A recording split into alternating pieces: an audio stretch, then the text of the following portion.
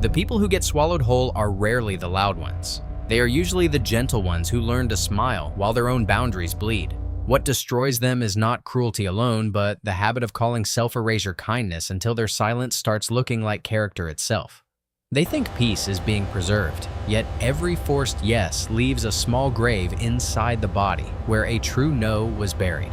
From the outside, they look mature, easygoing, generous, patient. From the inside, they are exhausted from performing emotional surrender as if it were virtue.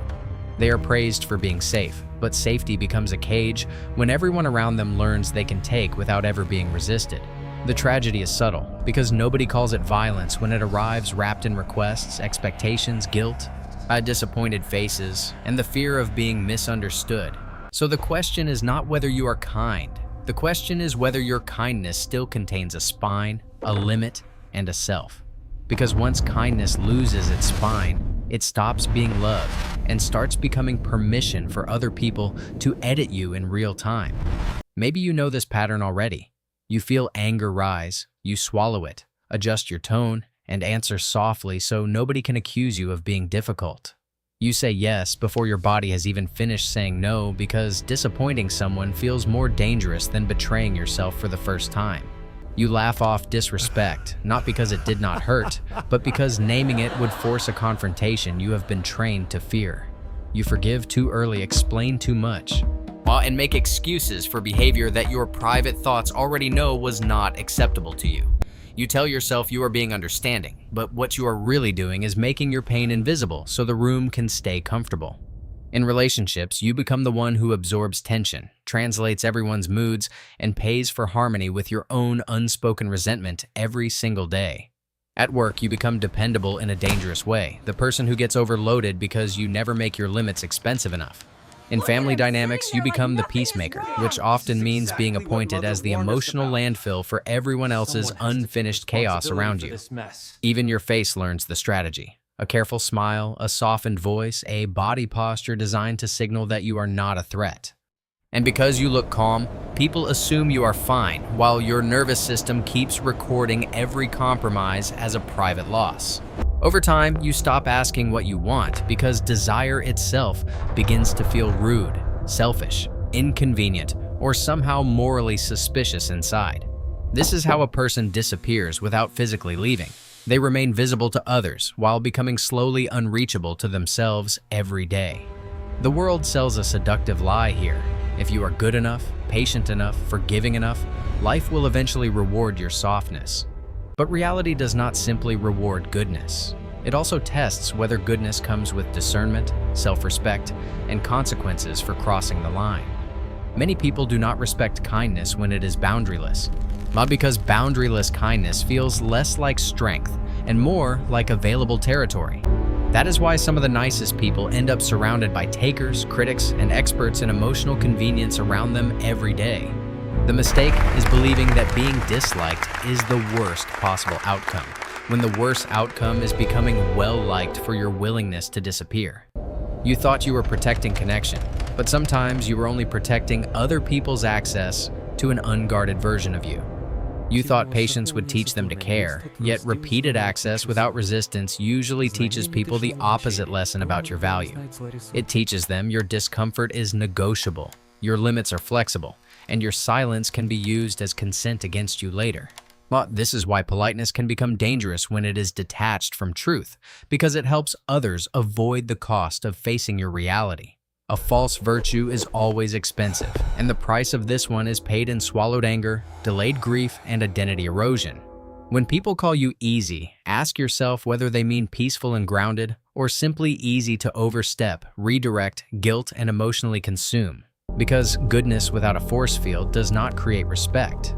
It often creates familiarity with your surrender and comfort with your absence. To understand this, you have to look beneath manners and into fear. Because overgiving is often not generosity at all in reality. It is a survival strategy built by a nervous system that learned conflict could cost love, safety, belonging, or basic emotional survival. While somewhere earlier, you may have discovered that being agreeable lowered the temperature in the room and reduced the chance of punishment for you. Maybe love came with conditions. Maybe authority was unpredictable. Maybe anger around you felt explosive, cold, shaming, or emotionally abandoning at home. So your body became intelligent in a painful way. It learned that self-suppression was cheaper than confrontation. Later, people praised this adaptation and called you mature, caring, humble, low-maintenance, cooperative, and emotionally safe to keep around for everyone else. But an adaptation can be socially rewarded and still be psychologically destructive, especially when it requires chronic disloyalty to your own experience. What looks like kindness on the surface can actually be fear wearing good manners, clean language, and a respectable moral costume in public. You are not always saying yes because you want to give. Sometimes you are saying yes because your body is trying to prevent rupture. You are not always being patient because you are wise. Sometimes you are delaying truth because truth might trigger rejection. You are not always forgiving because your heart is free. Sometimes you are rushing forgiveness because anger makes you feel unsafe. This matters because the same behavior can come from love or terror, and only one of those origins leaves you intact afterward. When fear is the hidden engine, your kindness starts to carry exhaustion, resentment, hypervigilance, and a strange grief you cannot easily explain. You give with a tightened chest, help with clenched teeth, listen with collapsing shoulders. And call it compassion because the alternative feels too dangerous.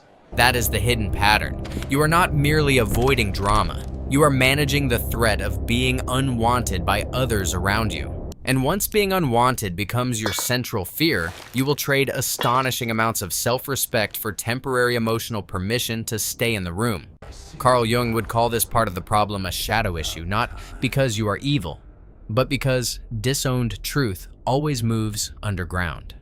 The shadow of the overly nice person is often anger, aggression, disgust, refusal, ambition, and the raw instinct to protect territory inside. They do not lose these instincts. They bury them because they were taught those energies would make them unlovable or dangerous. But whatever is buried does not disappear. And it returns indirectly through resentment, passivity, numbness, fantasy, burnout, and secret contempt. So the polite person who never says no may start feeling mysteriously drained around people who keep taking from them every day. The exhaustion is not random. It is the psychic cost of carrying a constant civil war between social acceptability and inner truth. Jung's point, in ordinary language, is simple. What you refuse to own will eventually own you from the dark inside of you. If you refuse your anger, it does not become purity. It becomes leakage, self-betrayal, and a life organized around avoidance instead everywhere. If you refuse your capacity to confront, you do not become harmless. You become available to people who only respect visible limits. There is a difference between being peaceful and being declawed, and many good people confuse those states for years of their lives. Real integration means allowing yourself access to firmness, discernment, and even disappointment without collapsing into guilt about your character afterward every time. The goal is not to become cruel. The goal is to stop forcing your protective instincts to live in exile inside you. Society quietly benefits from people who confuse goodness with compliance, because compliant people are easier to organize, use, and emotionally manage at scale. Families benefit from the child who absorbs tension. Workplaces benefit from the employee who never pushes back, and partners benefit from the lover who over-understands. None of this requires a grand villain. Ordinary systems naturally lean toward the person least likely to resist them openly at all. That is why exploitation often feels confusing, because it does not always arrive as open abuse, but as normalized convenience for others. People begin with small oversteps, then watch what happens, and your silence becomes data they can build upon very quickly over time. The first time you laugh off disrespect, you are not ending the moment. You are teaching the room how expensive your dignity will be. The people who sense no consequence do not need to hate you in order to consume you. They only need to notice your pattern. And some will notice very quickly, because manipulators are highly attentive to where guilt works better than force on you each time. They test with disappointment, with silence, with subtle withdrawal, with moral language, with the performance of hurt innocence. If you fold each time, they learn they do not need domination. They can control you by activating your fear of disapproval. This is why excessive niceness attracts pressure, not because kindness is weak, but because unguarded kindness advertises a usable lever. The lever is simple. Make you feel selfish, and you will abandon yourself before they even have to ask twice for anything. the cost of living this way is deeper than inconvenience. It slowly reorganizes your personality around anticipatory surrender before life even asks. You begin scanning faces instead of scanning truth, reading moods instead of reading your own signals, managing impressions instead of managing reality. Your body keeps score through migraines, tension, fatigue, stomach knots, insomnia, and a heaviness that appears before certain names even text you. But your relationships lose honesty because nobody is actually meeting the real you, only the edited version that knows how to avoid friction. People may say they appreciate you, but they are often appreciating the comfort of never being challenged by your full humanity at all. Meanwhile, resentment accumulates quietly, and because you think good people should not feel rage, you turn that heat against yourself instead again. Then self-doubt begins to grow because a person who repeatedly abandons their own signals eventually stops trusting their inner voice completely over time. Decision-making becomes harder, boundaries feel theatrical, and even obvious disrespect can start looking like something you should patiently tolerate for peace again. The cruelest part is that you may still believe you are morally superior while secretly feeling invisible, bitter, and profoundly alone inside. That inner split can become depression in disguise, a life that looks functional but feels spiritually amputated from your own center every day. When your no has been buried for too long, even your yes loses meaning, because consent without freedom is only polished submission. And the longer you live this way, the more terrifying honesty feels, because truth now threatens the whole identity you built to survive. The turning point begins when you stop asking whether saying no is nice and start asking whether saying yes is true instead. This is the moment morality becomes cleaner, not harsher, because truth is more ethical than performance in any real relationship you enter. A boundary is not an attack, and another person's disappointment is not proof that you have done something wrong in that moment. Discomfort is often the entry fee for self-respect, especially if your history trained you to equate tension with danger from others around you. At first, the body may panic when you become direct, because old survival maps mistake honesty for abandonment every single time again. That panic is not a prophecy. It is memory firing inside the present and pretending the past is happening to you now. So when guilt floods in after a boundary, do not immediately treat guilt as evidence. Sometimes guilt is just withdrawal from self-betrayal. You are not becoming cold when you stop over-explaining. You are refusing to make your limits sound negotiable to them anymore again. Yet you are not becoming selfish when you decline what drains you. You are finally including yourself in the circle of care. You are not becoming rude when your tone gets firmer. You are removing the soft padding that once made people ignore your meaning. Some people will call this change arrogance, distance, or attitude because your previous accessibility had been convenient for them for years already. Let them be confused for a while. Not everyone deserves immediate access to the new shape of your boundaries right away anymore. A healthier kindness begins with discernment, which means asking who is safe with your softness and who only consumes it without care. It means noticing whether someone responds to your honesty with respect, negotiation, and curiosity, or with punishment, guilt, and strategic sadness instead. It means learning that compassion without self-protection is incomplete, because you are also one of the beings your compassion must include too. Sometimes, the most loving sentence in the room is not yes, not maybe, not let me think about it, but a clear no. Sometimes the most mature act is letting another adult carry the emotional weight of hearing an answer they did not want. Sometimes silence after your boundary is not a relationship problem. It is simply the sound of control losing its grip on you. And sometimes being misunderstood temporarily is far less damaging than being understood only in the version of you that never resists at all. The practice is simple, though not easy.